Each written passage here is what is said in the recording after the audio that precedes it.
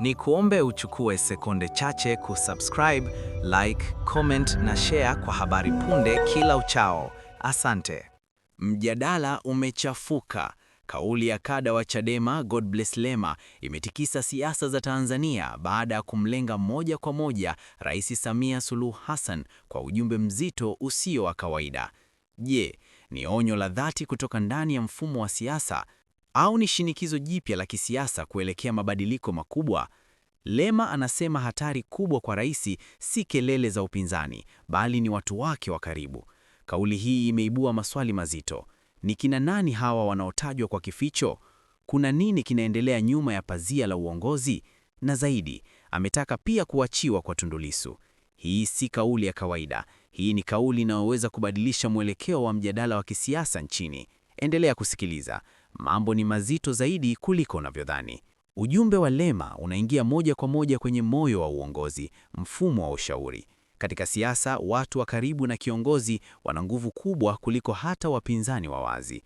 Lema anajaribu kuibua hoja kwamba maamuzi ya taifa yanaweza kuathiriwa na ushawishi wa ndani usioonekana hadharani.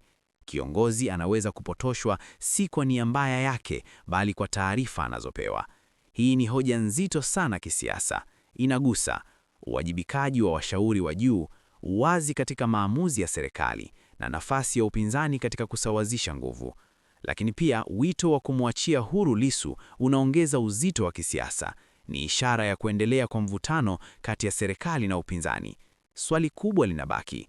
Je, huu ni ushauri wa kizalendo au ni mbinu ya kisiasa yenye lengo la kuongeza pressure kwa serikali? Kauli ya Lema imegusa sehemu nyeti sana ya uongozi, imani, ushauri na haki. Ikiwa kweli kuna watu wanaoweza kumshawishi vibaya kiongozi wa nchi, basi hilo ni jambo hatari kwa taifa lote. Lakini pia kama ni siasa, basi ni siasa kali inayochezwa kwa ustadi mkubwa. Huu sio mjadala wa kawaida tena, ni mjadala wa haki versus mamlaka, ushauri versus maamuzi, upinzani versus serikali. Na ukweli ni huu. Watanzania wanaangalia, wanachambua, wanahukumu. Je, kauli hii italeta mabadiliko au itaongeza mpasuko? Je, rais atasikia au atapuuza? Andika maoni yako hapa chini na usisahau subscribe kwa uchambuzi mkali zaidi wa siasa za Tanzania kila siku.